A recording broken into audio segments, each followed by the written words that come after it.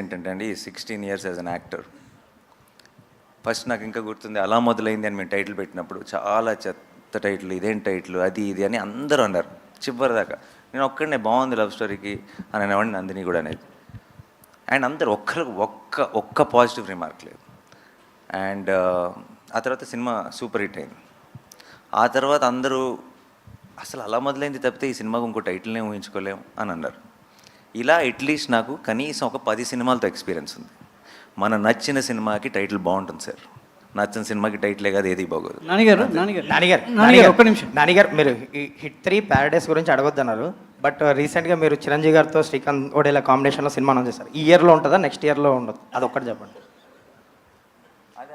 Next year అండి. నానిగారు అంటే జై భీమ్ లాంటి ఒక సినిమా సూర్య గారు చేయడం వల్ల ఆ సబ్జెక్ట్ కావచ్చు అదంతా కూడా ఒక ఎలివేట్ అయిపోయింది. సో అఫ్కోర్స్ ఇప్పుడు దర్శి చేసినా కూడా ఆ కథ అనుగుణంగా దర్శిని ఎంచుకున్నారు. అదే క్యారెక్టర్ మీరు చేస్తుంటే ఈ సినిమాగ్రాఫ్ ఏ స్థాయిలో ఉండేదని మీకు సినిమా చూసిన తర్వాత? లేదండి, సినిమా చూసిన తర్వాత దర్శి కాకుండా ఐ డోంట్ థింక్, నేను అది హ్యారగెంట్ స్టేట్మెంట్ కాదు, ఎందుకంటున్నానంటే ఒక్కొక్కరు ఒక్కొక్క బ్యాక్